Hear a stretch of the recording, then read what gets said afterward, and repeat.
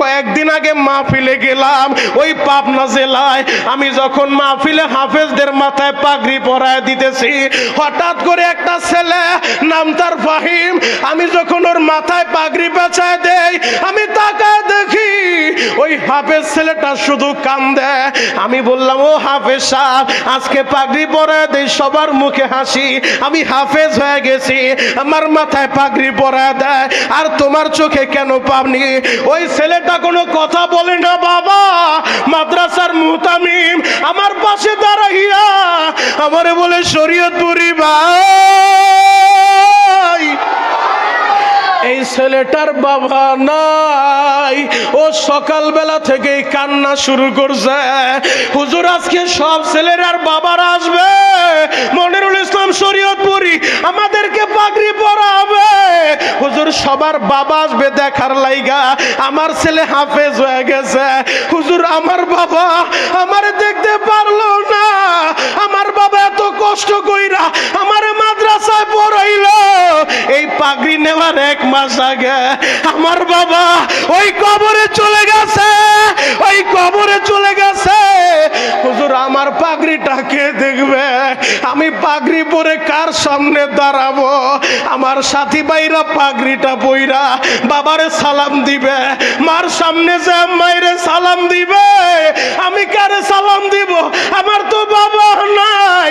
ও আমার যুবক ভাইরা, ও গোয়ালখালীর ভাইরা রে, তোমরা যারা বাবারে হারাইছো রে ভাই, এখন বসে বসে কাঁদবা।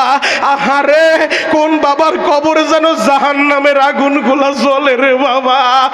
আর ওই কবরের 2টা অবস্থা হবে, তৃতীয় কোনো অবস্থা নাই।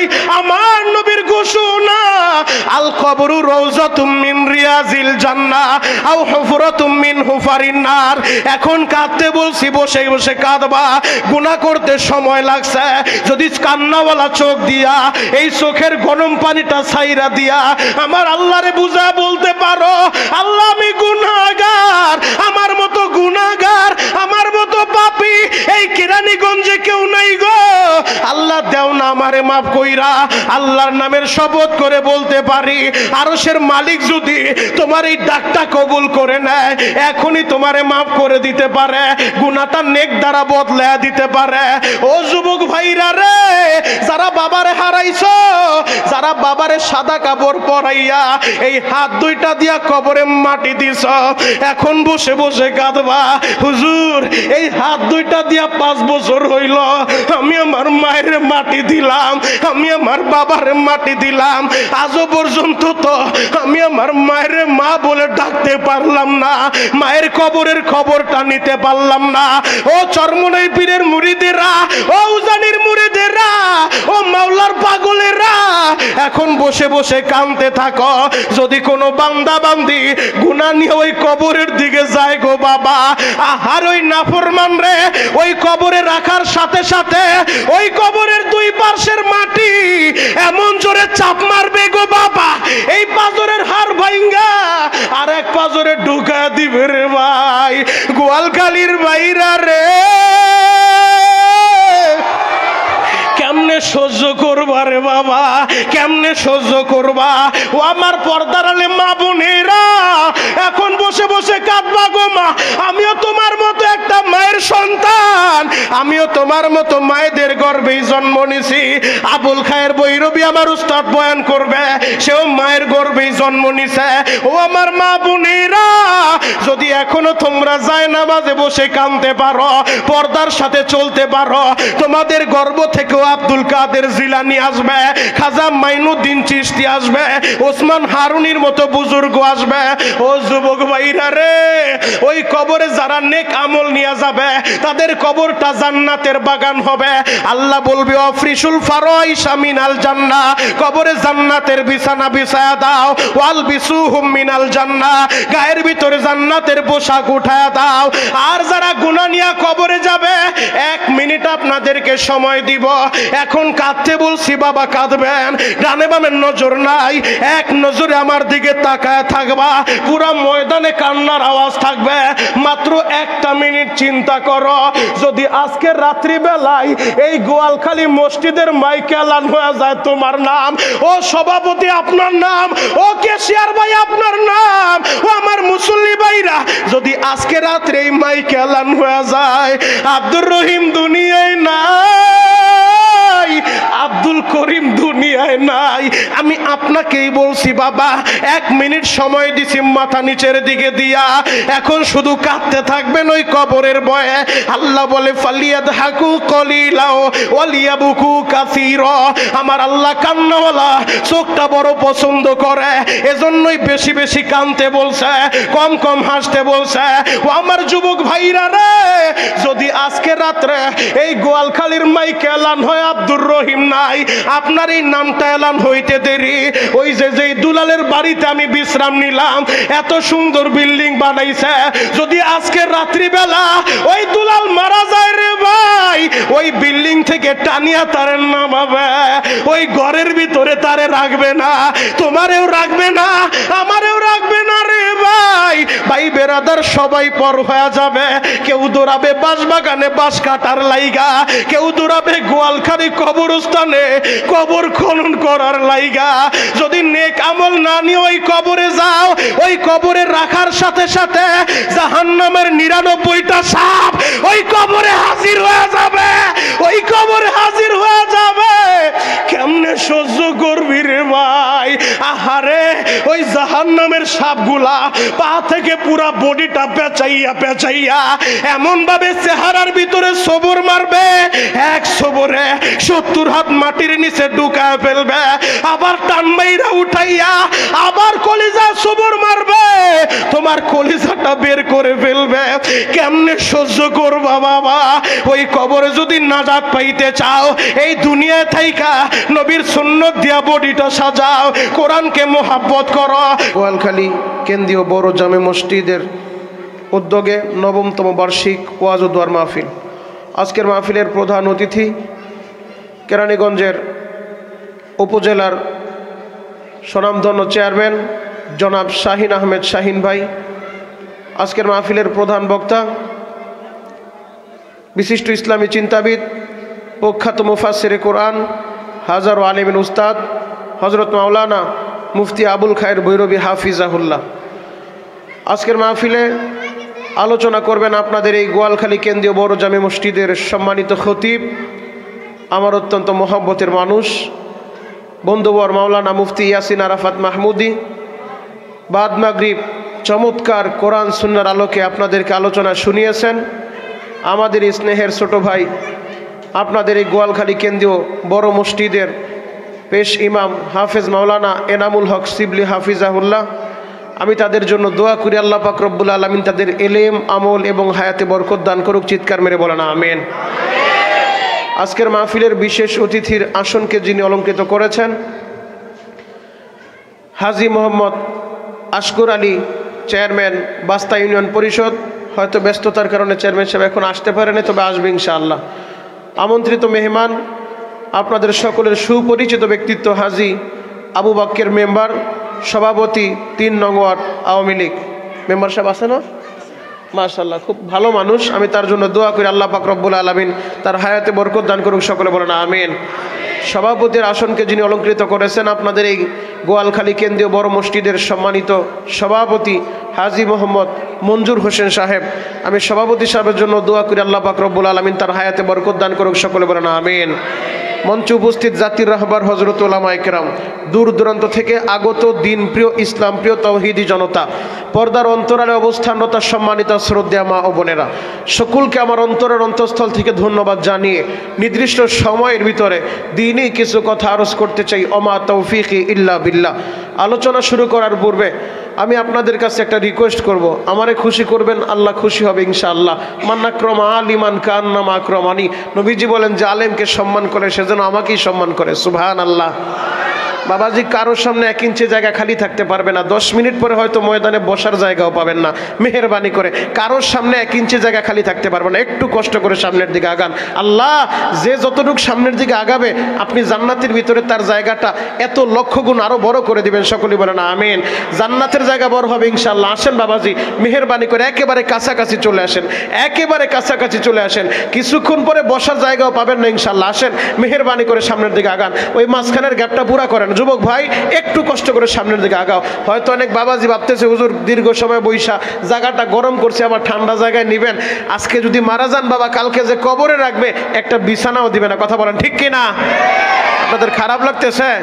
আল্লাহু আকবার বলেন তো, আরো জোরে বলেন আল্লাহু আকবার। যেহেতু সময় আমার অল্প, লম্বা আলোচনা করতে পারবো না, একেবারে সারসংক্ষেপ আলোচনা শোনাবো, যার জন্য লম্বা খুতবাও পড়ি না, একটা আয়াতে কারিমা তেলাওয়াত করেছি। আমি মাত্র 10 মিনিট সময় দিব, দোকানপাট সব খালি করে। আল্লাহ যারাই 10 মিনিটের ভিতরে জান্নাতের প্যান্ডেলে আসবে বসবে, এদের পিছনের জিন্দেগির সব গুনাহ আপনি মাফ করে দিবেন। চিৎকার মেরে বলেন আমিন। আল্লাহ যারা আমিন বলছে এদেরকে আপনি মাফ করে দেন। চিৎকার মেরে বলেন আমিন। আল্লাহ গোয়ালখালী বড় মসজিদে আমি কখন আসি নাই, প্রথম এসেছি। আমি আলেম হিসেবে এদের জন্য দোয়া করে গেলাম। আমি মাত্র 10 মিনিট সময় দিয়েছি, মাইকের আওয়াজ যে পর্যন্ত যায়, যে যে অবস্থায় আছে, আল্লাহ আমার যে কলিজার টুকরা যুবকেরা, আমার যে দাড়ি পাকা বাবাজিরা, আমি শরীয়তপুরের মাইকের আওয়াজ শোনার পরে 10 মিনিটের ভিতরে এই প্যান্ডেলে আসবে বসবে, মালিক আলেম হিসেবে এই পাগলদেরকে নিয়ে আমি তাদের জন্য দোয়া করে গেলাম। মৃত্যুর আগে একবার হলে এদেরকে হজ করার তৌফিক দেন। চিৎকার মেরে বলেন আমিন। আল্লাহ যারা আমিন বলছে এদেরকে বারবার হজ করার তৌফিক দেন।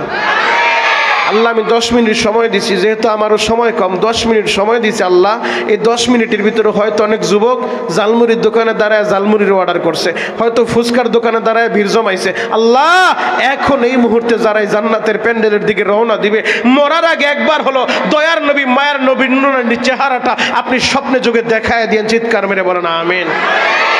আল্লাহ যে পাগলগুলো আমিন বলতেছে এদেরকে বারবার স্বপ্নে যোগে নবীজির দিদার নসিব করেন। সকলে বলেন আমিন। দোয়াগুলো ভালো না খারাপ? কথা বলেন ভালো না খারাপ? আরো জোরে বলেন ভালো না খারাপ? এরপরও যদি কেউ না আসে আমার কিছু করার আছে, আসবে ইনশাআল্লাহ। মৌমাছির মতো শুরু হয়েছে, ঘড়ি ধরেন 10 মিনিট। আল্লাহু আকবার বলেন, আরো জোরে বলেন আল্লাহু আকবার। আমরা মুসলমান, আমাদের ধর্মের নাম, কথা বলে না, ধর্মের নাম আল্লাহ তাআলা দয়া করে মোহাব্বত করে ভালোবেসে আমাদেরকে দিয়েছেন আল কোরআন। বাবাজি আমাদের নবী নবী হিসেবে তিনি গর্বিত, কারণ এই পৃথিবীতে 1,24,000 মতান্তরে 2,24,000 পয়গাম্বর আল্লাহ পৃথিবীতে পাঠিয়েছেন। সমস্ত নবীরা জমিনে থাইকা মালিকের সাথে কথা বলছে জিব্রাইল আমিনের মাধ্যমে। আর আমাদের নবী এমন এক নবী, আমাদের নবী জমিনে থাইকা শুধু মালিকের সাথে কথা বলে নাই। এই রজবের চাঁদে, আজকে রজবের 3য় জুমার নামাজ আপনারা এই গোয়ালখালী মসজিদে আদায় করলেন। এই রজবের চাঁদে আল্লাহ পাক রব্বুল আলামিন আমাদের নবীকে এই জমিন থেকে প্রথম আসমানে নিয়ে গেলেন, বাবা আদমের সাথে সাক্ষাৎ করাইলেন। দ্বিতীয় আসমানে নিয়ে গেলেন ঈসা এবং ইয়াহইয়া নবীর সাথে সাক্ষাৎ করাইলেন। তৃতীয় আসমানে নিয়ে গেলেন ইউসুফ নবীর সাথে সাক্ষাৎ করাইলেন। চতুর্থ আসমানে নিয়ে গেলেন ইদ্রিস নবীর সাথে সাক্ষাৎ করাইলেন। পঞ্চম আসমানে নিয়ে গেলেন হারুন আলাইহিস সালামের সাথে সাক্ষাৎ করাইলেন। ষষ্ঠ আসমানে নিয়ে গেলেন মুসা কালিমুল্লাহর সাথে সাক্ষাৎ করাইলেন। সপ্তম আসমানে নিয়ে গেলেন জাতির পিতা ইব্রাহিম আলাইহিস সালাতু ওয়াস সালামের সাথে সাক্ষাৎ করাইলেন। সপ্তম আসমান পাড়ি দিয়া সিদরাতুল মুনতাহা বর্ডার এলাকায় নিয়ে গেলেন। জিব্রাইল বললেন নবীজি এটা বর্ডার এলাকা, এই বড়ই গাছের সামনে এক কদম আমি অগ্রসর হতে পারবো না। সিদরাতুল মানে কুল বৃক্ষ, বড়ই গাছ, আর মুনতাহা মানে শেষ প্রান্ত বর্ডার এলাকা। ওই বর্ডার এলাকায় জিব্রাইল যায় বলে এরপরে আমি যেতে পারবো না, আপনাকে একাই চলতে হবে। আমার নবীকে আল্লাহ বর্ডার এলাকা ক্রস করায়া রব নামক বাহনের মাধ্যমে সরাসরি তার বন্ধুকে আরশ আজিমে নিয়ে গেলেন। আল্লাহু আকবার। আমাদের নবী নবী হিসেবে গর্বিত, আর আমরা তার উম্মত হিসেবে গর্বিত। এই পৃথিবীতে আল্লাহ পাক রব্বুল আলামিন 104খানা আসমানি কিতাব নাজিল করেছেন। 104খানার ভিতরে 100খানা সহিফা, বাকি 4খানা বড় কিতাব তাওরাত, জাবুর, ইনজিল, কুরআন। এই 104খানা কিতাবের ভিতরে সর্বশ্রেষ্ঠ যেই কিতাব, সেই কিতাবের নাম মহাগ্রন্থ আল কোরআন। আল্লাহু আকবার। এই পৃথিবীর সমস্ত নবীদেরকে আল্লাহ কিছু মুজিজা দিয়েছিলেন, অলৌকিক শক্তি তাদেরকে দিয়েছিলেন, মুজিজা দিয়েছিলেন। আল্লাহ পাক রব্বুল আলামিন মুসা নবীকেও মুজিজা দিয়েছেন, আল্লাহ পাক রব্বুল আলামিন দাউদ নবীকেও মুজিজা দিয়েছেন, আল্লাহ পাক রব্বুল আলামিন সুলাইমান নবীকেও মুজিজা দিয়েছেন, আল্লাহ পাক রব্বুল আলামিন জাকারিয়া নবীকেও মুজিজা দিয়েছেন, আল্লাহ পাক রব্বুল আলামিন ঈসা নবীকেও মুজিজা দিয়েছেন। সমস্ত নবীকে কাউকে মুজিজা দিয়েছেন 5টা, 10টা, 100, 200, আর আমাদের নবীকে উল্লেখযোগ্য রিওয়ায়াত অনুযায়ী কমপক্ষে 3000 মুজিজা আল্লাহ দান করছে। আল্লাহু আকবার। এই 3000 মুজিজার ভিতরে সর্বশ্রেষ্ঠ যেই মুজিজা সেই মুজিজার নাম হলো আল কোরআন। হে যুবক, হয়তো তুমি কখনো চিন্তা করো নাই যে আমাদেরকে আল্লাহ কোন কিতাবটা দিয়েছেন, আল্লাহ আমাদের কেমন একটা কিতাব দিয়েছেন। আমার নবীর 3000 মুজিজার সর্বশ্রেষ্ঠ মুজিজার নাম মহাগ্রন্থ আল কোরআন।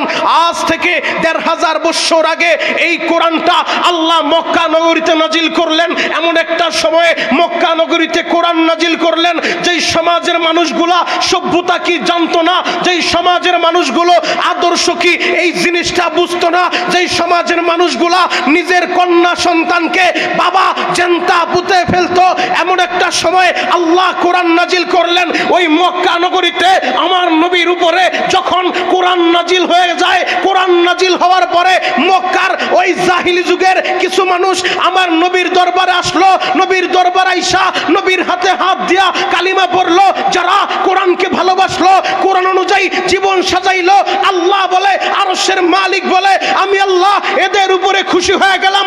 রাদিয়াল্লাহু আনহুম ওয়া রাদু আন, আমি আল্লাহ এদের উপরে খুশি। ওয়াকালান নবিয়্যু সাল্লাল্লাহু আলাইহি ওয়াসাল্লাম আসহাবি কান্নুজুম ফাবিআইহিম ইকতাদাইতুম ইহতাদাইতুম। মদিনার নবী বলে, আমার একজন সাহাবী আকাশের নক্ষত্রের ন্যায়, এদের মধ্য থেকে একজনকেও যদি তোমরা অনুসরণ করো আল্লাহ হেদায়েত দিয়ে দিবে। আল্লাহু আকবার। তার মানে আমাদের সামনে বিষয়টা ক্লিয়ার হয়ে যায়। আজ থেকে 1500 বছর আগে আল্লাহ কোরআন নাজিল করলেন। মক্কার বেঈমানগুলা যারা কোরআনের আলো নিবাইতে চাইছে ওরা নিজেরাই নিভে গেছে, আর যারা কোরআনকে ভালোবাসছে, কোরআন অনুযায়ী জীবন সাজাইছে, আল্লাহ তাদের উপরে রাজি আর খুশি হয়ে গেছে, নবী তাদের উপরে রাজি আর খুশি হয়ে গেছে। যুগে যুগে মানুষগুলো তাদের নাম শ্রদ্ধার সাথে স্মরণ করে। আবু বকরের নাম শুনলে মুহাব্বত করে, ওমরের নাম শুনলে মুহাব্বত করে, উসমানের নাম শুনলে মুহাব্বত করে। আর আবু জেহেল এমন কুখ্যাত বেঈমান যে কোরআনের আলো নিবাইতে চাইছে, কোরআনের আলো বন্ধ করতে চাইছে, আমার নবীকে দুনিয়া থেকে বিদায় করতে চাইছে। 1500 বছরের ইতিহাস এটাই আমাদেরকে সাক্ষী দেয়। আবু জেহেল কোরআনের আলো নিবাইতে পারে নাই, আবু জেহেল ইসলামের আলো নিবাইতে পারে নাই। যে আলো জ্বালাইছেন কাবার মালিক, যে আলো জ্বালাইছেন আরশের মালিক, ওই আলো নিবানোর ক্ষমতা, এত বড় ক্ষমতা পৃথিবীর কারো নাই। আবু জেহেল পারে নাই, উতবা পারে নাই, সাইবা পারে নাই। বর্তমানেও যারা মাদ্রাসায় তালা লাগাইতে চাইবে, বর্তমানেও যারা মসজিদে তালা লাগাইতে চাইবে, বর্তমানেও যারা আবু জেহেলের উত্তরসূরি খালতো ভাই, মামতো ভাই, তালতো ভাই যারা মাদ্রাসায় তালা লাগাইতে চায়, কোরআনের আলো নিবাইতে চায়, যে আল্লাহ জ্বালাইছেন আল্লাহ, এই আলো নিবানোর ক্ষমতা পৃথিবীর কারো নাই। এই আলোর জন্য, এই কোরআনের জন্য, ইসলামের জন্য কেরানীগঞ্জের মুসলমান, গোয়ালখালীর মুসলমান দরকার হলে রক্ত দিবে, জীবন দিবে, কোন বেঈমানের সামনে মাথা নত করবে না, মাথা নত করবে না।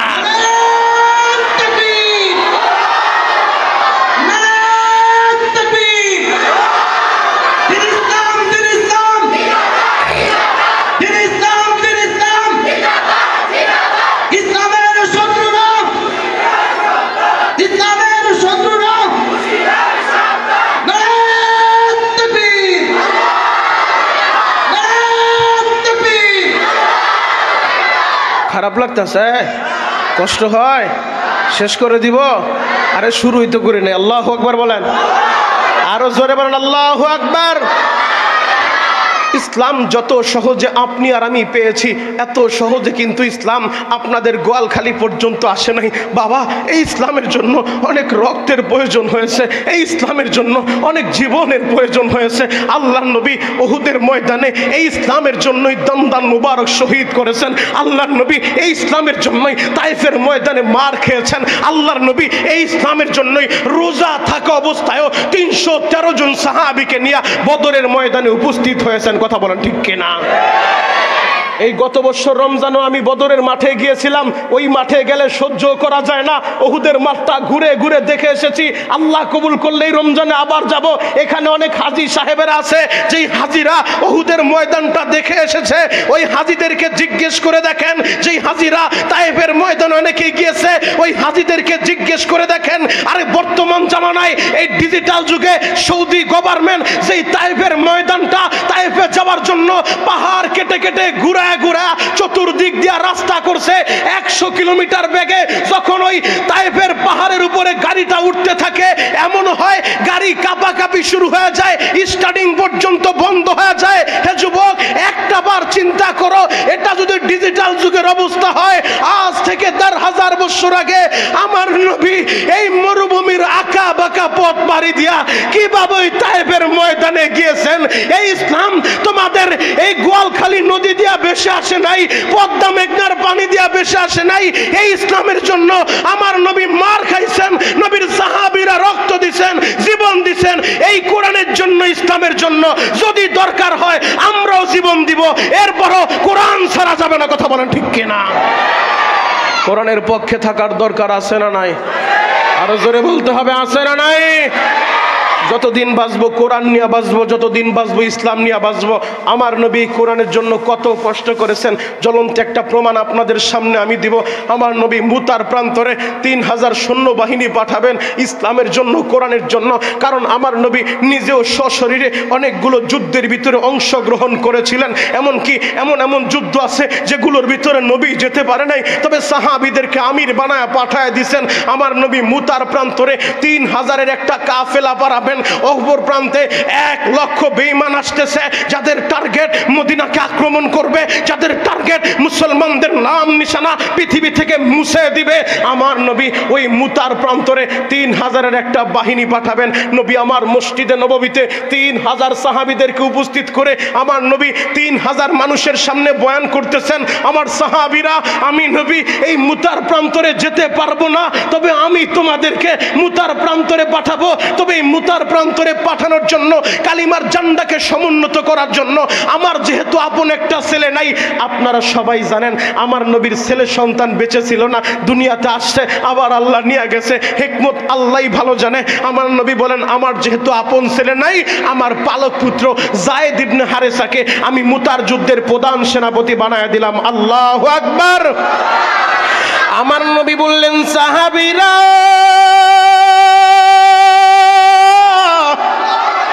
আমি নবী এই মুতার যুদ্ধে যেতে পারবো না, তবে আমার আপন যেহেতু একটা ছেলে নাই, যদি আমার আপন ছেলে থাকতো গো, আমার ছেলেটারে আমি ওই মুতার প্রান্তরের আমির বানায় পাঠায় দিতাম। আমার ছেলে যেহেতু দুনিয়ায় নাই, ও আমার সাহাবীরা, তবে আমার পালক পুত্র যায়েদ আছে, এই যায়েদের হাতে আমি কালিমার ঝান্ডা উঠায় দিব, এই যায়েদের প্রথম সেনাপতি বানা দিলাম। নবী আমার বললেন, সাহাবীরা, যদি আমার যায়েদ শহীদ হয়ে যায়, তাহলে দ্বিতীয় নাম্বার সেনাপতির দায়িত্ব পালন করবে আমার আপন চাচাতো ভাই জাফর ইবনে আবি তালেব। আল্লাহু আকবার। আমার আপন চাচাতো ভাই কালিমার ঝান্ডাকে সমুন্নত করে তুলবে। হ্যাঁ, ডিজিটাল বলাবান কথা কয় পিছনে। আল্লাহু আকবার বলেন তো, আরো জোরে বলেন আল্লাহু আকবার।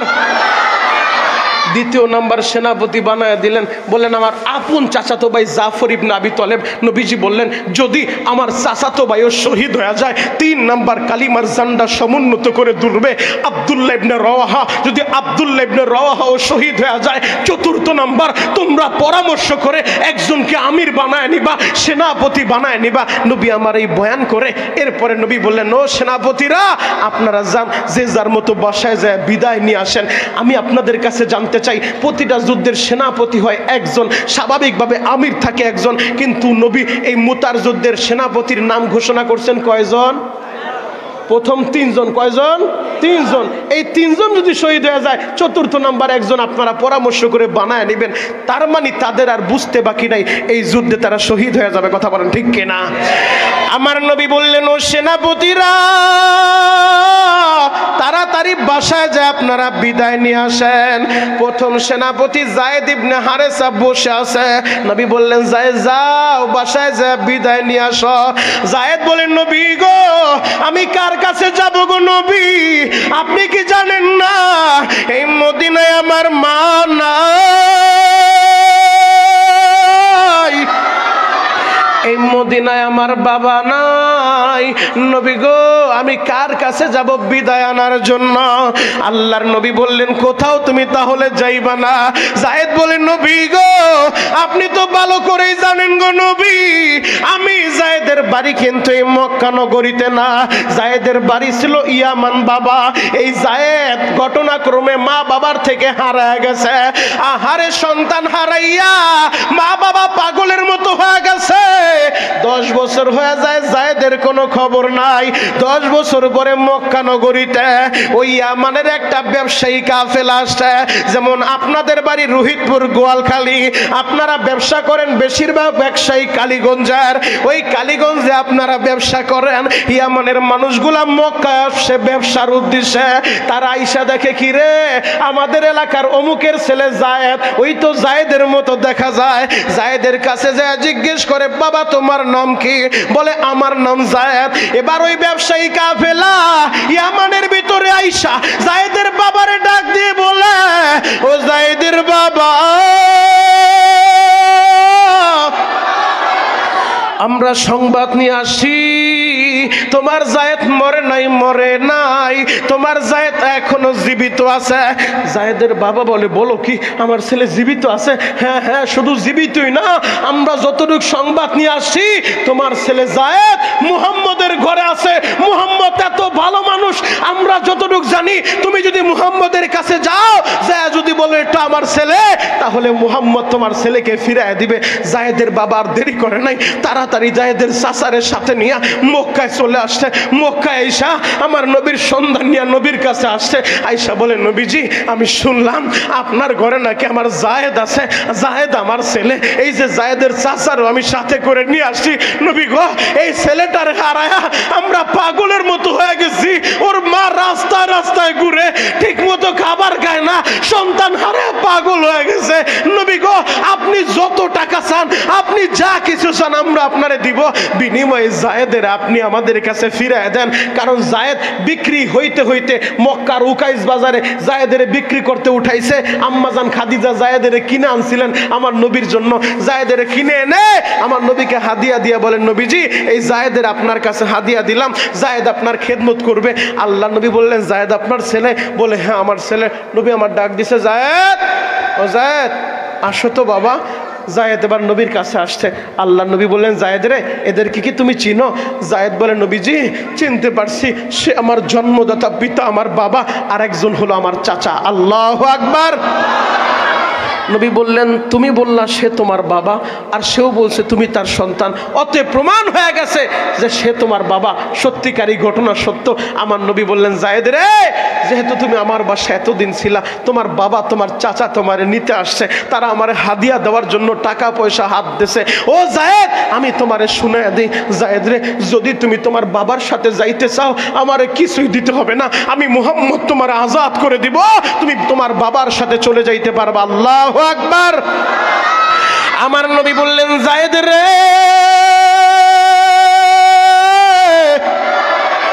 আর একটা অপশন তোমার জন্য আছে রে যায়েদ, যদি আমার কাছে থাকতে চাও তুমি থাকতেও পারবা, আমি তোমারে তাড়ায় দিব না। আমার কাছে থাকতে চাইলে থাকতেও পারবা, বাবার সাথে যাইতে চাইলে যাইতেও পারবা। এবার যায়েদ মাঝখানে দাঁড়াইয়া একবার আমার নবীর দিকে তাকায়, আর একবার বাবার দিকে তাকায়, চাচার চেহারার দিকে তাকায়। দোনো দিকে তাকাইতে তাকাইতে এবার যায়েদ মাথাটা নিচের দিকে দিয়া কিছু সময় কি যেন চিন্তা ভাবনা করলেন। চিন্তা ভাবনা করিয়া যায়েদ মাথাটা উঠাইয়া যায়েদ তার বাবারে ডাক দিছে, বাবা গো তুমি আমার জন্মদাতা পিতা, এই কথাটা সত্য গো বাবা, তুমি আমারে জন্ম দিছো এই কথাটা সত্য। ও প্রাণের বাবা, আমি হারায়া যাইয়া নবী মুহাম্মদের ঘরে আসি, তবে এই ঘরটা এমন একটা ঘর গো বাবা, এই ঘরের ভিতরে প্রতিদিন জিবরাইল আমিন আসে। এই মানুষটা এত দামি গো বাবা, তুমি যদি আমারে নিয়ে যাও, আমি এই নবীরে না দেখলে আমি যায়েদ বাঁচবো না, আমি যায়েদ বাঁচবো না। বাবা গো তুমি আমারে জোর করে নিয়ে যাও না, আমি এই নবীরে ছাড়া বাঁচবো না গো বাবা, আমার নবীর কাছ থেকে আমারে জোর করে তুমি নিয়ে যাও না। ও আমার মা হারা বাইরা, ও আমার বাপ হারা বাইরা, আমি জানি না কার বাবা নাই রে ভাই। আমি যেই বাসায় রেস্ট নিলাম, আমি এই মাহফিল কমিটির সেক্রেটারি কেশিয়ার নাসির ভাই আমারে বলে, হুজুর এই যে যার বাসায় রেস্ট নিতেছেন ওই বাড়ির মালিকের নাম হুমায়ুন না দুলাল, বলে হুজুর এই দুলালের বাবাও নাই মাও নাই। আমি যখন জিজ্ঞেস করলাম ভাই আপনার মাও নাই বাবাও নাই, বিশ্বাস করেন গো বাবা আমি দেখে দুলাল আর কথা বলতে পারে না, বড় মজলিসে সবার সামনে আহারে তার জবানটা বন্ধ হয়ে যায়, সে আর বলতে পারে না, বুক ফেটে শুধু কান্না আসে। হুজুর আমার মাও নাই বাবাও নাই, আমার ছোট ভাইটাও দুনিয়ায় নাই। ও যুবক ভাইরা রে, আমি জানি না তোমাদের কার মা নাই, আমি জানি না কার বাবা নাই, এখন বসে বসে কাঁদবা। যায়েদের বাবা বলে, যায়েদ রে তোরে হারাইয়া তোর মা তো কান্দে রে বাবা, তোর মা তো কান্দতে কান্দতে পাগল হয়ে গেছে। যায়েদ বলে, বাবা গো আমারে জোর করে নিও না, আমি আমার নবীরে না দেখলে আমি যায়েদ বাঁচবো না, আমি যায়েদ বাঁচবো না। বাবা গো আমি আমার নবীর কাছেই থাকবো। যায়েদের বাবা বলে, বাবা রে যেহেতু তুই এই জায়গায় ভালো আছস, ঠিক আছে তাহলে এই নবীর কাছে থাকবি, তবে মাঝে মধ্যে আমি তোর মায়ের নিয়ে আসবো রে বাবা, আমি তোর মায়ের নিয়ে মক্কায় আসবো তোরে দেখার লাইগা। ওই যায়েদ যখন বাবার সাথে গেল না, বাবারেও ফিরাইয়া দিল, চাচারেও ফিরাইয়া দিল, আমার নবীরে বাইসা নিল, আমি আমার নবীর সাথেই থাকবো। আমার নবী বসা থেকে দাঁড়ায় গেছে, যায়েদের বুকের সাথে জড়ায় দইরা, এবার যায়েদের হাতটা দইরা আমার নবী দৌড় দিয়া ওই খানায় কাবার চত্বরে চলে গেছে। খানায় কাবার চত্বরে নবী আমার যাইয়া বলে, ও মক্কার লোকেরা তোমরা ভালো করে শুনে রাখো, তোমরা সবাই জানতা যায়েদ নামে আমার একজন গোলাম আছে, যায়েদ নামে আমার একজন গোলাম এতদিন ছিল, আজ থেকে শুনে রাখো এই যায়েদ পরগাছার মতো বেশি আসে নাই, আমি মুহাম্মদ তোমাদেরকে জানায়া দিলাম, আমি মুহাম্মদ আমার যায়েদের আজ থেকে মুক্ত করে দিলাম। শুধু তাই না, যায়েদের নতুন আর একটা পরিচয় তোমরা শুনে রাখো, আমি মুহাম্মদ আজ থেকে এই যায়েদের আমার পালক পুত্র বানায় নিলাম। আরো জোরে বলেন। নবী যদি বলে তার আমি পালক পুত্র বানায় নিলাম, তার আর কোনো চিন্তা আছে? আরো জোরে বলেন, চিন্তা আছে? নবী বলেন আমি আমার যায়েদের পালক পুত্রের মর্যাদা দিলাম। এই যায়েদ যখন বসে আছে, আমার নবী বলেন যায়েদ যাও বিদায় নিয়ে আসো। যায়েদ বলেন নবী আমি কার কাছে যাব, আমার মা নাই বাবা নাই, আপনি তো আমার পালক পুত্রের মর্যাদা দিচ্ছেন, আপনি যেহেতু আমার যুদ্ধের সেনাপতির দায়িত্ব দিচ্ছেন, আমার আম্মা জান আয়েশা পর্দার আড়ালে বইসা শুনছে, অতএব আমার আর কোথাও যেতে হবে না, আমি যায়েদ রেডি হয়ে গেছি। আল্লাহু আকবার। নবীর ভালোবাসা কারে বলে, কারে বলে?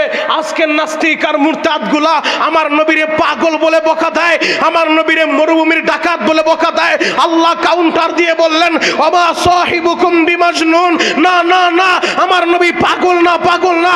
আমার নবী ওমা আরসালনাকা ইল্লা রাহমাতাল লিল আলামিন, আমার নবী রহমাতাল লিল আলামিন, গোটা জগতের রহমত, শুধু মানুষের রহমত না। আমার নবী গাছের রহমত, আমার নবী মাছের রহমত, আমার নবী মানুষের রহমত, আমার নবী জিনের রহমত, গোটা জগতের রহমত। হে যুবক, ওই রহমতের নবীকে আমরা আমাদের জীবনের চেয়েও বেশি ভালোবাসবো। ওই নবীর শানে কোন কুলাঙ্গার যদি কথা বলে, ও যদি গোয়ালখালী এলাকায় জন্ম নেয়, কে কোন দল করেন, দল আমার বড় পরিচয় না। আমার বড় পরিচয়, আমি এক আল্লাহর বান্দা, এক নবীর উম্মত। কথা বলেন ঠিক কিনা? এখানে আমার আওয়ামী লীগের ভাইয়েরা আছেন, এখানে আমার বিএনপির ভাইয়েরা আছেন, এখানে আমার জাতীয় পার্টির ভাইয়েরা আছেন, ইসলামী আন্দোলনের ভাইয়েরা আছেন, অন্য কোন রাজনৈতিক দলের নেতা কর্মী থাকতে পারেন।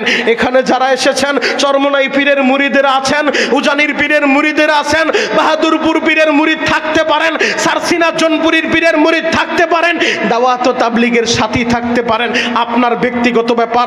আমি মনিরুল ইসলাম শরীয়তপুরী, টেকনাফ থেকে তেতুলিয়া ময়দানে ঘুরে ঘুরে একটা কথাই বলে যাই, প্রতিদিন লক্ষাধিক মানুষের সামনে, হাজার হাজার মানুষের সামনে, পাড়ায় পাড়ায়, মহল্লায় মহল্লায় একটা মেসেজই দিয়ে যাই, যুবক তুমি কোন দলের নেতা এটা তোমার বড় পরিচয় না, তুমি কোন পীরের মুরিদ এটা তোমার বড় পরিচয় না, বরং বড় পরিচয় হলো আমরা এক আল্লাহর গোলাম আর এক নবীর উম্মত। কথা বলেন ঠিক কিনা? যেই নবীকে আমরা আমাদের জানের চাইতেও বেশি ভালোবাসি, শুধু তাই না, আপনি যদি আপনার জীবনের চাইতে নবীজিরে বেশি ভালোবাসতে না পারেন, আপনি পরিপূর্ণ ঈমানদার হতে পারবেন না। বুখারীর বর্ণনা, আমার বানানো কথা না। লা ইউমিনু আহাদুকুম হাত্তা আকুনা হাব্বা ইলাইহি মিন ওয়ালিদিহি ওয়া ওয়ালাদিহি ওয়ান নাসি আজমাইন। আমরা আমাদের জানের চাইতে যেই নবীরে বেশি ভালোবাসি, ওই নবীর শানে কোনো কুলাঙ্গার যদি কথা বলে, আর ও যদি গোয়ালখালী এলাকায় জন্ম নেয়, সব দলের নেতা কর্মী এক হইয়া, মেম্বার চেয়ারম্যান সবাই এক হইয়া, সব পীরের মুরিদের এক হইয়া, ওই নাস্তিকের দাঁত ভাঙ্গা জবাব দিতে কারা কারা রাজি আছেন? হাতগুলো আল্লাহকে দেখায় দেন।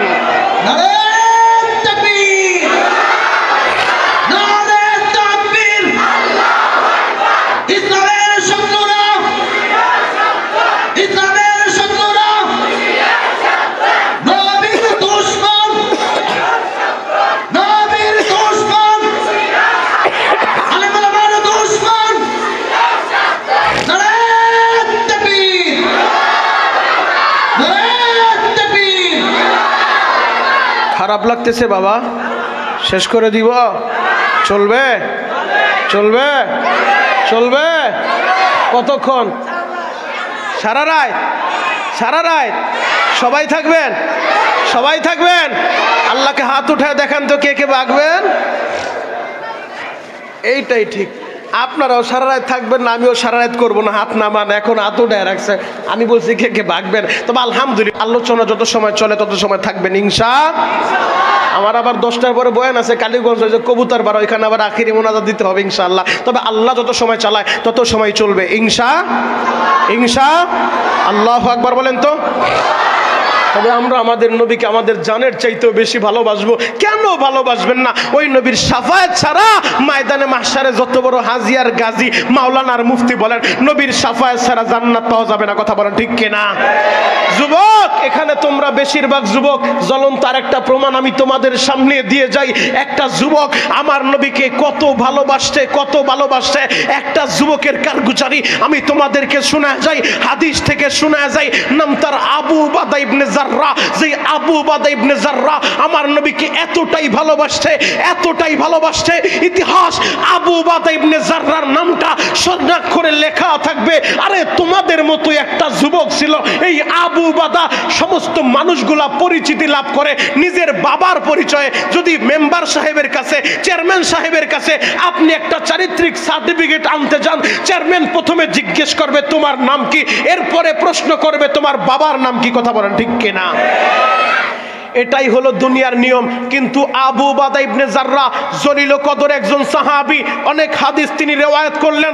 আবু উবাদা ইবনে জাররাহ বাবার পরিচয় পরিচিতি লাভ করলেন না, দাদার পরিচয় পরিচিতি লাভ করলেন। কারণটা কি, ব্যাপারটা কি? প্রশ্ন আপনাদের থাকতেই পারে। এই প্রশ্নের জবাবটা আমি আপনাদেরকে দিয়ে যাচ্ছি। আবু উবাদা ইবনে জাররাহ কেন বাবার পরিচয় পরিচিতি লাভ করলেন না, কেন দাদার পরিচয় পরিচিতি লাভ করলেন? আবু উবাদা ইবনে জাররাহ মক্কা নগরীতে একজন সম্ভ্রান্ত পরিবারের ছেলে ছিল। যে আবু উবাদা ইবনে জাররাহ আমার নবীকে এতটাই ভালোবাসে, যার ভালোবাসা ইতিহাসে স্বর্ণাক্ষরে লেখা থাকবে। বদরের ময়দানে ইসলামের প্রথম জিহাদ হয়েছিল, আপনারা জানেন। হে যুবক ভাইরা, হাজী সাহেব, বাবাজিরা, ডানে বামে নজর নাই, এক নজরে তাকায় থাকেন গো বাবা। 17ই রমজান বদরের ময়দানে আমার নবী 313 জনের একটা কাফেলা নিয়া ওই বদরের মাঠে নবী আমার উপস্থিত হয়ে গেছে। 16ই রমজান রাত্রি বেলা বর্তমান বদরের মাঠে একটা মসজিদ আছে, যেই মসজিদের নাম মসজিদে আরিস। এই জায়গার ভিতরে একটা তাবু গাড়া হয়েছে আমার নবীর জন্য। 16ই রমজান রাত্রি বেলা নবী আমার হাত দুইটা উঠা কান্দে, মালিকের রে, যদি আগামীকাল সকালবেলা এই 313 জনের পরাজয় হয়ে যায়, এই পৃথিবীতে তোমার আল্লাহ বলার মতো কেউ থাকবে না। নবী আমার তাবুর ভিতরে ঢুইকা রাত্রিবেলা চোখের পানি দিয়া কান্দে গো বাবা।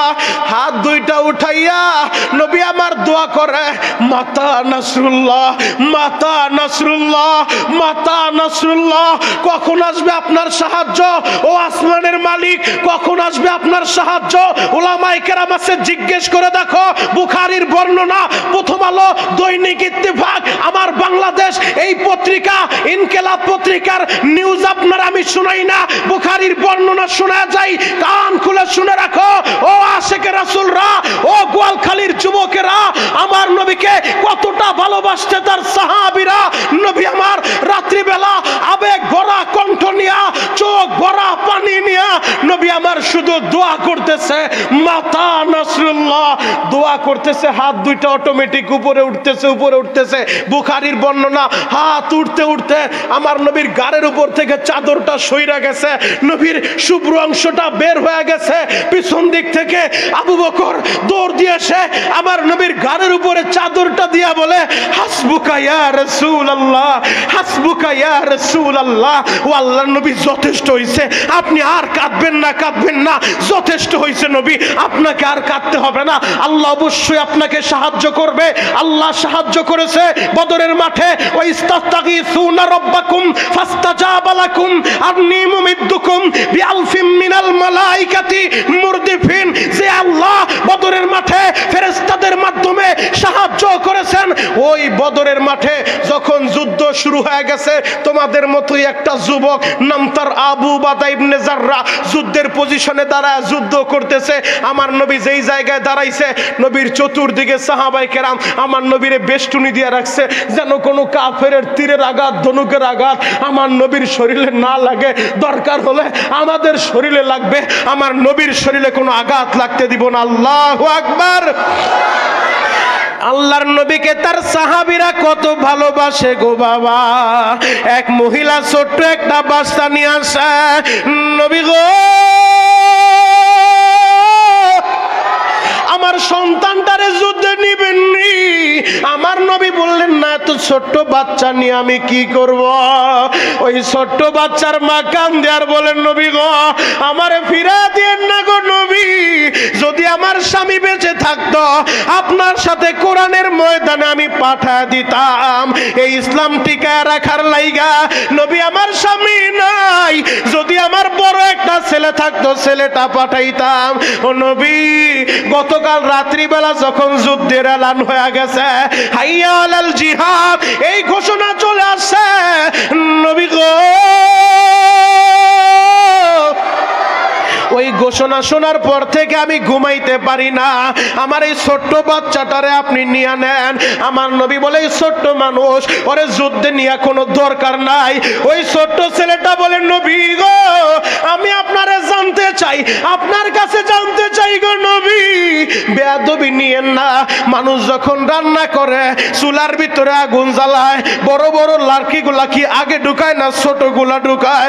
বলে ছোটটা দিয়ে আগুন জ্বালায়, এরপরে বড় বড় কাঠ বাচ্চা আছে চুলার ভিতরে ঢুকায় দেয়। ওই ছোট্ট বাচ্চাটা বলেন নবী গো, হয়তো যুদ্ধের ময়দানে যাইয়া আমি তরবারি চালাইতে পারবো না, হয়তো যুদ্ধের ময়দানে যাইয়া আমি ঘোড়ার উপরে সাওয়ার হয়ে যুদ্ধ করতে পারবো না। আমি যেহেতু ছোট্ট মানুষ, আমি যুদ্ধ না করতে পারলো যুদ্ধের ময়দানে যুদ্ধের আগুন জ্বালায় দিব, যুদ্ধের আগুন জ্বালায় দিব। নবী গো, আমি যখন আগুন জ্বালায় দিব এরপরে যুদ্ধ শুরু হয়ে যাবে। ও যুবক, একটাবার চিন্তা করো, আমার নবীরে তার সাহাবীরা কত ভালোবাসে। বদরের মাঠে যখন চতুর্দিক থেকে আমার নবীরে বেষ্টনী দিয়া রাখছে যেন কোনো তীরের আঘাত নবীর শরীরে না লাগে, আবু উবাদা ইবনে জাররাহ নিজের জায়গায় দাঁড়াইয়া যুদ্ধ করতেছে গো বাবা। হঠাৎ করে আমার নবীর দিকে একটা নজর পড়ছে, নবীর দিকে নজর করে দেখে একজন মুরব্বী তরবারি ঘুরাইতে ঘুরাইতে যুদ্ধের কৌশল অনুযায়ী তরবারি ঘুরাইতে ঘুরাইতে আমার নবীর দিকে আগায়। আবু উবাদা এই দৃশ্যটা দেখা তাড়াতাড়ি তরবারি ঘুরাইতে ঘুরাইতে মুরব্বীর দিকে গেছে, মুরব্বীরে কৌশলে ওই জায়গা থেকে সরায় দিছে যেন মুরব্বী আমার নবীর শরীরে আঘাত করতে না পারে। প্রথমবার মুরব্বীরে হটায় দিল, আবার আবু উবাদা নিজের জায়গায় এসে যুদ্ধ করতেছে গো বাবা। ও আমার গোয়ালখালীর ভাইরা,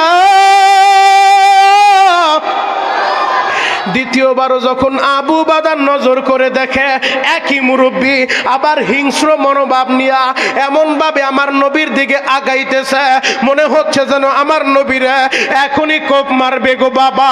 এবার আবু উবাদা ইবনে জাররাহ দ্বিতীয়বারও মুরব্বীরে হটায় দিছে, মুরব্বীর শরীরে আঘাত করে নাই। তৃতীয়বার যখন আবার নজর করছে একই মুরব্বী এমন ভাবে আগাইতেছে আমার নবীরে কোপ মারবে গো বাবা, আমার নবীরে মারতে চায়।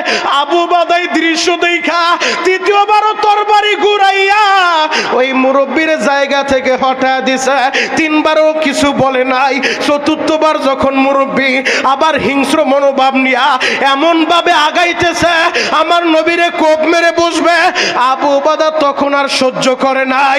তোমাদের মতো একটা যুবক আবু উবাদা ইবনে জাররাহ এবার মুরব্বীর কাছে যাইয়া নিজের তরবারিটা নিয়া আল্লাহু আকবার বলে এমন জোরে তরবারি চালাইছে ওই মুরব্বীর বডি থেকে গর্দান আলাদা করে দিছে। আল্লাহু আকবার। মুরব্বীর বডি থেকে গর্দানটা 10-12 ফিট দূরে যায় পড়ছে, পুরা ময়দান স্তব্ধ হয়ে গেছে। আবু উবাদা এক কোপে বডি থেকে গর্দান আলাদা করে ফেলছে। বদরের ময়দানে যুদ্ধ যখন শেষ হয়ে গেছে, যুদ্ধের ফলাফল 70 জন কাফের জাহান্নামের আসামি হয়েছে, জাহান্নামের টিকিট পায়া জাহান্নামের আসামি হয়েছে, আর 70 জন কাফের মুসলমানের হাতে বন্দী হয়েছে। পক্ষান্তরে 14 জন সাহাবায়ে কেরাম কোরআনের জন্য, দ্বীনের জন্য জীবনটা উৎসর্গ করে দিছে। যুদ্ধ শেষ, আমার নবী দেখে কাফেররা 70 জন জাহান্নামের আসামি হয়ে গেছে, এদের ভিতর থেকে একটা বডি পড়ে আছে, মাথাটা দেখা যায় না। দূর থেকে যখন মাথাটাই না বডির সাথে লাগায় দিছে, পুরা ময়দান স্তব্ধ। সবাই তো জানে আবু উবাদা এক কবে বডি থেকে গর্দান আলাদা করে দিছে, এক কবে 10-12 ফিট দূরে মুরব্বীর গর্দানটা যায় পড়ছে। মাথাটা যখন বডির সাথে লাগাইছে পুরা ময়দান স্তব্ধ হয়ে গেছে। কি হইল ব্যাপারটা? আরে আবু উবাদা কার শরীরে তরবারি চালাইছে? এটা তো অন্য কোনো মানুষ না, এটা তো তার জন্মদাতা পিতা, তার বাবার শরীরে আবু উবাদা কিভাবে তরবারি চালাইলো? মক্কার কাফেররা প্রশ্ন ছুড়তেছে আমার নবীর দিকে, মুহাম্মদ কোন ধর্মের দাওয়াত দেয় যে ছেলে তার বাবারে কোপ দিয়া 2 টুকরা করে ফেললো? পুরা প্রশ্নের তীরটা আমার নবীর দিকে আসতেছে। আমার নবী নিচ থেকে বানায় কোনো কথা বলেন না, নবী মাথাটা নিচের দিকে দিয়ে আসেন, কারণ আমার নবী তো নিচ থেকে বানায় কিছুই বলেন না। ওমা ইয়ানতিকু আনিল হাওয়া ইন হুয়া ইল্লা ওয়াহয়ু ইউহা। আমার নবীর কাছে যতক্ষণ পর্যন্ত জিবরাইল ওহী নিয়ে না আসে আমার নবী কিছুই বলেন না। নবী আমার দ্বারা আছে। ইন দ্য মিন টাইমে আমার আল্লাহ জিবরাইলকে পাঠিয়ে দিলেন পবিত্র কোরআনের 28 নম্বর পারা সূরাতুল মুজাদালাতের 22 নম্বর আয়াতে কারিমা, লম্বা আয়াত নিয়ে পাঠাইলেন। লা তাজিদু কওমান ইউমিনুনা বিল্লাহি ওয়াল ইয়াউমিল আখির ওয়াদুনা মান হাদাল্লাহ, আল্লাহ লম্বা আয়াত নিয়ে পাঠাইলেন নবীজি। তারা হয়তো প্রশ্ন করতেছে আবু বাদা কাজটা করলো কি, বাবার শরীরে তরবারি চালাইলো। নবীজি আপনি চিন্তিত হবেন না, ইমানদার যারা, যারা পরকালে বিশ্বাস করে, যারা আল্লাহর উপরে ঈমান আনে, যারা নবীর উপরে ঈমান আনে, ওরা যখন দেখে ওদের সামনে ওর নবীকে কেউ বিরোধিতা করে, ওর নবীর শরীরে কেউ আঘাত করে, ওই ইমানদারেরা বসে থাকে না। কারণ যারা নাস্তিক আমার নবীকে গালি দেয়, ও যদি আমার মায়ের পেটের বায়ু হয়, নাস্তিকদের কোনো ধর্মীয় পরিচয় নাই, নাস্তিকদের কোনো গোত্রীয় পরিচয় নাই। যারা আমার নবীর শানে বেয়াদবি করবে, ও যদি আমার ভাই হয়, ও যদি আমার নেতা হয়, ও যদি আমার দলের কর্মী হয়, ও যদি আমার পীর ভাই হয়, ও যদি আমার পীর সাহেব হয়, নাস্তিকের বিরুদ্ধে কথা বললে ওদের পরিচয় একটাই, ওরা মানবতার দুশমন, ওরা বিশ্ব সভ্যতার দুশমন, ওরা আল্লাহর দুশমন, নবীর দুশমন, 250 কোটি মুসলমানের জানের দুশমন। ওই নাস্তিক যদি গোয়ালখালী এলাকায় জন্ম নেয়, আওয়ামী লীগ তাবলীগ পাবলিক চর্ম নাই, সব পীরের মুরিদরা এক হয়ে, মুসলমানের এক হয়ে ওই নাস্তিকের দাঁত ভাঙ্গা জবাব দিতে কারা কারা রেডি আছেন? হাতগুলা দেখা দেন। নারায়ে তাকবীর, নারায়ে তাকবীর। নাস্তিকদের চামড়া তুলে নেব আমরা। নারায়ে তাকবীর। আল্লাহু আকবার বলেন তো, আরো জোরে বলতে হবে আল্লাহু আকবার। যুবক, গুনাহ করতে সময় লাগছে 10 বছর, 20 বছর, 30 বছর। এই যে আমার অনেক দাড়ি পাকা বাবারা আছেন, 50 বছর লাগছে আপনাদের গুনাহ করতে। মসজিদের আজকের এই মাহফিলে, গোয়ালখালী কেন্দ্রীয় বড় মসজিদের মাহফিলে আমি শরীয়তপুরি কসম করে বলে গেলাম, ওলামায়ে কেরামকে সাক্ষী রেখে, বাবা আপনার গুনাহ করতে 60 বছর লাগছে, যুবক তোমার গুনাহ করতে 20 বছর 30 বছর লাগছে। আর আমার আল্লাহর নাম রহমান, আমার আল্লাহর নাম গফফার, আমার আল্লাহর নাম কারিম, আমার আল্লাহর মাফ করতে বাবা একটা সেকেন্ডও লাগবে না, যদি তারে ডাকার মতো ডাকা যায়। কথা বলেন ঠিক কিনা? আজকে তোমরা যারা মাহফিলে আসছো, মুফতি আবুল খায়ের ভৈরবী আসবে, মনিরুল ইসলাম শরীয়তপুরি আসবে, আমাদের গোয়ালখালী বয়ান করবে, দূর দূরান্ত থেকে ছুটে আসছো। এখানে অনেক যুবক ওই নবাবগঞ্জ থেকেও আসছে, অনেক যুবক দূর দূরান্ত থেকে তোমরা আসছো, বড় আশা নিয়ে আসছো। আমি আজকে তোমাদের সামনে ওয়াদা করে বলে যাই, বাবা যদি এই ময়দানে বৈশা চোখের গরম পানিটা ছেড়ে দিয়া আমার আল্লাহকে ডাকার মতো একটা ডাক দিতে পারো, বাবা তোমার 20 বছর 30 বছর 50 বছরের গুনাহ আমার আল্লাহর মাফ করতে একটা সেকেন্ডও লাগবে না। বাবা সবাই হাত দুইটা একটু উপরের দিকে উঠান তো, আর স্বামীর মতো একেবারে টান টান করেন, মাথাটা নিচের দিকে দিয়া গলা ফাটে একটু ডাকতে থাকেন না, ইয়া আল্লাহ। আরো জোরে ডাক দেন, ডাক দেন, ডাক দেন, ডাক দেন, ডাক দেন, আরো জোরে ডাক দাও, ডাক দাও, ডাক দাও, ডাক দাও, গলা ফাটা ডাক দাও। আল্লাহ আল্লাহ তুমি কবুল করো গোয়ালখালী বাসীর মাফ করিয়া উঠাইবা হাসরে। মালিক রে, আজকে ফেব্রুয়ারির 2 তারিখ 2024 সালে এই কেরানীগঞ্জ গোয়ালখালীর দিকে তাকাও গো। এই হাজার হাজার মুসলমান, এরা কেউ খাবারের লোভে আসে নাই, এরা টাকার লোভে আসে নাই। আল্লাহ বাদেশায় সারের নামাজের পরে এই হাজার হাজার মুসলমান তোমারে আল্লাহ বলে ডাক দিছে গো। তোমার কি মায়া লাগে না? আল্লাহ গলা ফাটা ডাক দেন না আল্লাহ। আল্লাহ যারা তোমার আল্লাহ বলে ডাক দিল, এদের সবাইকে মাফ করো, সকলে বলেন আমিন। হাতটা নামান বাবা, এক নজরে আমার দিকে তাকায় থাকবি রে ভাই। এই দুনিয়া থাকার জায়গা না, আসছি একা যাবো একা, এই দুনিয়ায় কেউ থাকতে পারবে না। আহার এই গোয়ালখালী সাবেক যে মসজিদটা ছিল, যারা মসজিদ নির্মাণ করছে অনেকেই আজকে কবরে ঘুমায় রইছে। এই যে আজকের মসজিদের সভাপতি বসে আছে, সেক্রেটারি ক্যাশিয়ার বসে আছে, ও যুবক ভাইরা রে, তোমরা যারা এই গোয়ালখালী মসজিদের কমিটি, তোমরা যারা এই মসজিদের সদস্য, তোমরা যারা এই মসজিদের মুসল্লি, এই মসজিদ সাবেক মসজিদে যারা নামাজ পড়ছে, এমন অনেক পাগল আছে আহারে নতুন এত সুন্দর মসজিদ করছো, এই মসজিদ ওই পাগল গুলার নাই। মসজিদ হওয়ার আগে কবরে চলে গেছে। ওই যে দুলাল তার মা বাবারে হারাইয়া দুলাল বসে বসে কান্দে, এখন তুমিও বসে বসে কাঁদবারে ভাই। ওই মায়ের কথাটা স্মরণ করে, ওই বাবার কথাটা স্মরণ করে। আমার নবী বলছে হুমা জান্নাতুকা ওয়া নারুকা। যুবক রে, তোমার মা বাবাই তোমার জান্নাত, তোমার মা বাবাই তোমার জাহান্নাম। গোয়ালখালীর বাইরা, আমি এখনই আলোচনা শেষ করে দিব, এক নজরে শুধু আমার দিকে তাকাইতে বলছি। এখন বসে বসে কাঁদবারে ভাই। এই দুনিয়ায় যার মা নাই ওর মতো হতভাগা এই পৃথিবীতে কেউ নাই রে ভাই। এই দুনিয়ায় যার বাবা নাই, আজকে তোমার বাবা আছে, তুমি হয়তো বুঝো না এই বড় বৃক্ষটা যে কত দামি। যেই দিন এই বৃক্ষের ছায়াটা তোমার উপর থেকে সরিয়া যাবে, ওই দিন বুঝবা এই বৃক্ষটা কত দামি রে ভাই।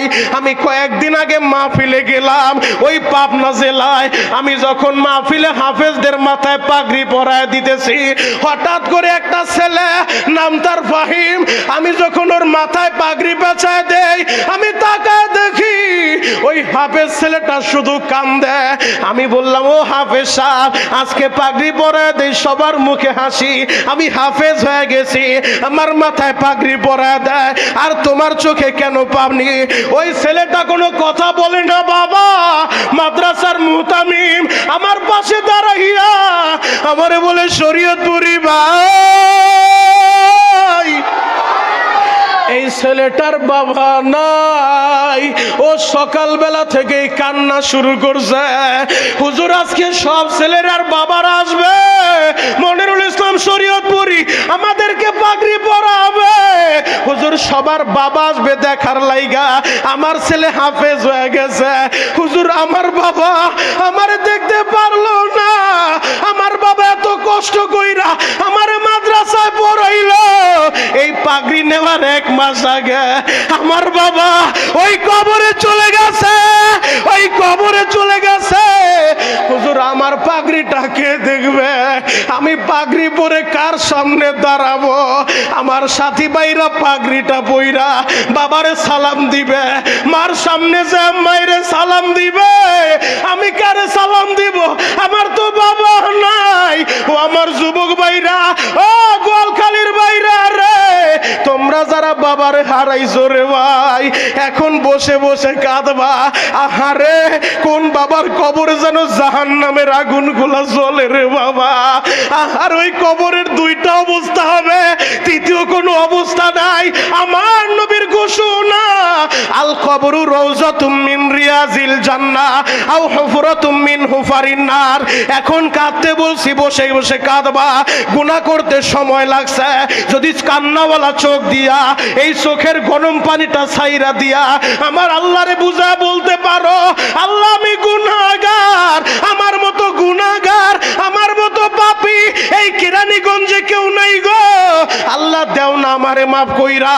আল্লাহর নামের শপথ করে বলতে পারি, আরশের মালিক যদি তোমার এই ডাকটা কবুল করে নেয়, এখনই তোমারে মাফ করে দিতে পারে, গুনাহটা নেক দ্বারা বদলায়া দিতে পারে। ও যুবক ভাইরা রে, যারা বাবারে হারাইছো, যারা বাবারে সাদা কাপড় পরাইয়া এই হাত 2টা দিয়া কবরে মাটি দিছ, এখন বসে বসে কাঁদবা। হুজুর এই হাত 2টা দিয়া 5 বছর হইল আমি আমার মায়ের মাটি দিলাম, আমি আমার বাবার মাটি দিলাম, আজও পর্যন্ত তো আমি আমার মায়ের মা বলে ডাকতে পারলাম না, মায়ের কবরের খবরটা নিতে পারলাম না। ও চরমনাই পীরের মুরিদেরা, ও উজানির মুরিদেরা, ও মাওলার পাগলেরা, এখন বসে বসে কাঁদতে থাকো। যদি কোনো বান্দা বান্দি গুনাহ নিয়ে ওই কবরের দিকে যায় গো বাবা, আর ওই নাফরমান রে ওই কবরে রাখার সাথে সাথে ওই কবরের 2 পাশের মাটি এমন জোরে চাপ মারবে গো বাবা, এই পাজরের হাড় ভাঙ্গা আর এক পাজরে ঢুকা দিবে রে ভাই। গোয়ালখালীর বাইরা রে, কেমনে সহ্য করবা রে বাবা, কেমনে সহ্য করবা? ও আমার পর্দার আলে মা বোনেরা, এখন বসে বসে কাঁদবা গো মা, আমিও তোমার মতো একটা মায়ের সন্তান, জান আমিও তোমার মতো মায়েদের গর্ভেই জন্ম নিছি। আবুল খায়ের বৈরবী আমার উস্তাদ বয়ান করবে, সেও মায়ের গর্ভেই জন্ম নিছে। ও আমার মা বোনেরা, যদি এখনো তোমরা যায় নামাজে বসে কাঁদতে পারো, পর্দার সাথে চলতে পারো, তোমাদের গর্ভ থেকেও আব্দুল কাদের জিলানী আসবে, খাজা মাইনুদ্দিন চিশতি আসবে, ওসমান হারুনির মতো বুজুর্গ আসবে। ও যুবক ভাইরা রে, ওই কবরে যারা নেক আমল নিয়ে যাবে তাদের কবরটা জান্নাতের বাগান হবে। আল্লাহ বলবে অফরিসুল ফারাইশা মিনাল জান্নাহ, কবরে জান্নাতের বিছানা বিছায়া দাও। ওয়াল বিসুহুম মিনাল জান্নাহ, গায়ের ভিতরে জান্নাতের পোশাক উঠায়া দাও। আর যারা গুনাহ নিয়ে কবরে যাবে, 1 মিনিট আপনাদেরকে সময় দিব। এখন কাঁদতে বলছি বাবা, কাঁদবেন, ডানে বামে নজর নাই, এক নজরে আমার দিকে তাকায় থাকবা। পুরা ময়দানে কান্নার আওয়াজ থাকবে। মাত্র 1টা মিনিট চিন্তা করো, যদি আজকে রাত্রি বেলায় এই গোয়ালখালী মসজিদের মাইকে এলান হয়ে যায় তোমার নাম, ও সভাপতি আপনার নাম, ও কেশিয়ার ভাই আপনার নাম, ও আমার মুসল্লি ভাইরা, যদি আজকে রাত্রে এই মাইকে এলান হয়ে যায় আব্দুর রহিম দুনিয়ায় নাই, আব্দুল করিম দুনিয়ায় নাই, আমি আপনাকেই বলছি বাবা, 1 মিনিট সময় দিছি মাথা নিচের দিকে দিয়া, এখন শুধু কাঁদতে থাকবেন ওই কবরের ভয়ে। আল্লাহ বলে ফালিয়াদহাকু কলিলা ওয়ালিয়াবকু কাসীরা, আমার আল্লাহ কান্নাওয়ালা চোখটা বড় পছন্দ করে, এজন্যই বেশি বেশি কাঁদতে বলছে, কম কম হাসতে বলছে। ও আমার যুবক ভাইরা রে, যদি আজকে রাত্রে এই গোয়ালখালীর মাইকে এলান হয় আব্দুর রহিম নাই, আপনার এই নামটা এলান হইতে দেরি। ওই যে দুলালের বাড়িতে আমি বিশ্রাম নিলাম, এত সুন্দর বিল্ডিং বানাইছে, যদি আজকে রাত্রিবেলা ওই দুলাল মারা যায় রে ভাই, ওই বিল্ডিং থেকে টানিয়া তারে নামাবে, ওই ঘরের ভিতরে তারে রাখবে না, তোমারেও রাখবে না, আমারেও রাখবে না রে ভাই। ভাই বেরাদার সবাই পর হয়ে যাবে, কেউ দৌড়াবে বাঁশবাগানে বাঁশ কাটার লাইগা, কেউ দৌড়াবে গোয়ালখালী কবরস্থানে কবর খনন করার লাইগা। যদি নেক আমল না নিয়ে ওই কবরে যাও, ওই কবরে রাখার সাথে সাথে জাহান্নামের 99টা সাপ ওই কবরে হাজির হয়ে যাবে, ওই কবরে হাজির হয়ে যাবে। কেমনে সহ্য করবি রে ভাই? আহারে, ওই জাহান্নামের সাপগুলা পা থেকে পুরা বডিটা পেঁচাইয়া পেঁচাইয়া এমন ভাবে চেহারার ভিতরে সবর মারবে, এক সবরে 70 হাত মাটির নিচে ঢুকায় ফেলবে, আবার টান মাইরা উঠাইয়া আবার কলিজা সবর মারবে, তোমার কলিজাটা বের করে ফেলবে। কেমনে সহ্য করবা বাবা? ওই কবরে যদি নাজাত পাইতে চাও, এই দুনিয়ায় থাইকা নবীর সুন্নত দিয়া বডিটা সাজাও, কোরআনকে মোহাব্বত করো, কোরআন অনুযায়ী বাইরা রে, যার মা নাই বাবা নাই, এখন ওই মার কথাটা স্মরণ করে কাঁদতে থাকো। আল্লাহ, আমার মায়েরে তুমি কবরে মাইরো না, আমার বাবারে তুমি কবরে মাইরো না। আমার একটা যুবক হাতটা ধরে বলে, হুজুর আপনার সব বয়ান আমি শুনি, হুজুর আমার মায়ের জন্য একটু দোয়া করবেন, আমি কপাল পোড়া, আমার মা নাই। ও যুবক, এই মাহফিলে তোমাদের যাদের মা নাই রে বাবা, আমি এখন সবার মায়ের জন্যই দোয়া করব। আমি শুধু তোমাদের পায়ে হাত রেখে বলে যাই, তুমি বসে বসে কান্দো আর বলো রব্বির হামহুমা কামা রব্বায়ানি সগীরা। আমার নবীর ঘোষণা, পবিত্র কোরআনের 15 নম্বর পারা সূরাতুল বানি ইসরাইল, যেই সূরার ভিতরে মেরাজের আলোচনা, একই সূরায় আল্লাহ মা বাবার খেদমতের কথা বললেন, একই সূরায় আল্লাহ এই দোয়াটা শিখায়া দিলেন। ও মাহারা সন্তানেরা, ও বাবারা সন্তানেরা, ওই বাবার কথা কি মনে পড়ে না? ওই মায়ের কথাটা কি মনে পড়ে না?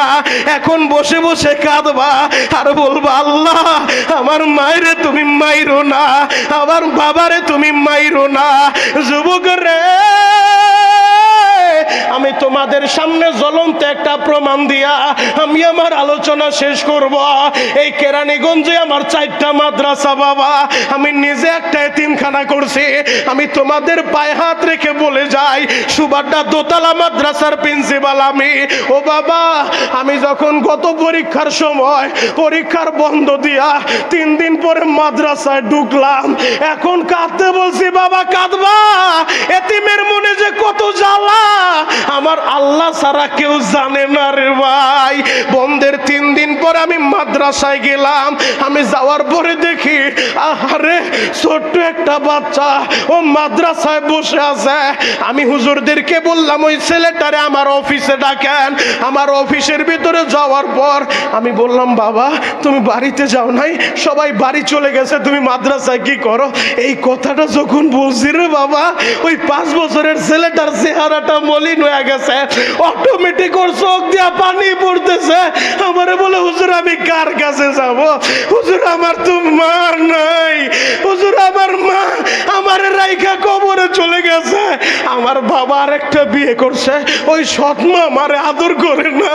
হুজুর আমারে বাড়িতে পাঠায়েন না, যদি মাদ্রাসায় থাকলে সমস্যা হয় আমারে খাওয়ানো দিন না, ওই সিঁড়ির কাছে আমার একটু থাকতে দেন, আমি সিঁড়ির কাছে পড়ে থাকবো। এরপরও আমারে বাড়িতে পাঠান না, ওই সৎ মা আমারে আদর করে না। যুবক রে, ওই মায়েরে যারা হারাইছো রে ভাই, সারা দুনিয়া ঘুরলেও মার মতো একটা দরদি পাইবা না। আমি মনিরুল ইসলাম শরীয়তপুরি, আমি বড় আলেম না রে বাবা, আমি বড় মাওলানা মুফতি না, আমি আমার মায়ের দোয়ায়ে পর্যন্ত আসি। গতবার রমজানে কাবার গিলাপ ধরে আমি কাবার মালিকের বলে আসি, ও কাবার মালিক, আমি বাংলাদেশে গেলে যত মাহফিলে যাব, যত পাগলগুলা আমার মাহফিলে বসে বসে কাঁদবে মায়ের জন্য, বাবার জন্য, ওই পাগলদেরকে তোমার ঘর না দেখাইয়া একজনকেও তুমি কবরে আনবা না, একজনকেও তুমি কবরে নিবা না। ও যুবক ভাইরা রে, তোমার মনটাই কি চায় না তুমিও কাবার গিলাপটা জড়ায় ধরবা, তুমি আমার নবীর রওজার পাশে দাঁড়াইয়া আমার নবীরে সালাম দিবা, বলতে পারো, হুজুর আমি গরিব মানুষ, শ্রমিকের কাজ করি, আমি গার্মেন্টসের শ্রমিক, আমি রিক্সা চালাই, ভ্যান গাড়ি চালাই, আমি কিভাবে মদিনায় যাব? ও বাবা, মদিনায় যাইতে টাকা লাগে না, কপাল লাগে, কপাল। যদি এখন বসে বসে কান্নাওয়ালা চোখ দিয়া আমার মাওলারে বুঝায় বলতে পারো, মালিকের রে আমি মরার আগে একবার হলো আমার মদিনা দেখাইবা, আমি মরার আগে একবার হলো তোমার ঘরটা দেখাইবা, তোমার ঘর না দেখাইয়া আমারে কবর নিবা না। যদি তুমি বুঝায় বলতে পারো তোমার টাকা লাগবে না, টাকা লাগবে না, নেওয়ার মালিক আল্লাহ, কিভাবে নিবে সেই ভালো বুঝবে। সবাই গলা ফাটায় ডাক দাও না, ইয়া আল্লাহ। আরো জোরে ডাক দাও, ডাক দাও, ডাক দাও, ডাক দাও, ডাক দাও, ডাক দাও, ডাক দাও, ডাক দাও। এই গলা ফাটা ডাকতে থাকো, গলা ফাটা ডাকতে থাকো যুবক, কান্না না আসলো কান্নার বান্ধবীরা ডাকতে থাকো, আরো জোরে ডাক দাও না, আল্লাহ। আল্লাহ তুমি তাকায় দেখো এই গোয়ালখালী কেন্দ্রীয় মসজিদের দিকে, এই পাগলগুলা, এদের বাড়ি ঘরে আগুন লাগে নাই, এদের ছেলে সন্তানও মরে নাই, এরা চোখ দিয়া পানিগুলা ছেড়ে দিয়া এরা পাগলের মতো তোমারে ডাকে গো। আল্লাহ তোমার কি মায়া লাগে না? নিজের হাতে বান্দা তুমি মালিক বানাইয়া, ইয়া আল্লাহ, ইয়া আল্লাহ, কেমনে দিবা জাহান্নামে ফালাইয়া, মাও নাই রে, বাবা নাই রে, মাওলা জমিনে, ইয়া আল্লাহ, ইয়া আল্লাহ। এ যুবক গলা ফাটা ডাক দাও না, আল্লাহ, আরো জোরে ডাক দাও, আল্লাহ। আল্লাহ আজকের মাহফিল কবুল করো। দাড়ি পাকা বাবারা কান্দে, নাবালেক বাচ্চাগুলা কেমনে কান্দে, তোমার কি মা লাগে না? কত চোখের পানি তোমার দরকার। ও কাবার মালিক, তাকায় দেখো এই কেরানীগঞ্জ গোয়ালখালীর দিকে, এই বড় মসজিদের দিকে তাকাও। সভাপতি বসে বসে কান্দে, মেম্বার সব বসে বসে কান্দে, আলেমেরা কান্দে, দাড়ি পাকারা কান্দে। এদের চোখের পানি ফিরাও না। আজকের মাহফিল গোয়ালখালী এলাকার হেদায়েতের জরিয়া বানাও। চিৎকার মেরে বলেন আমিন।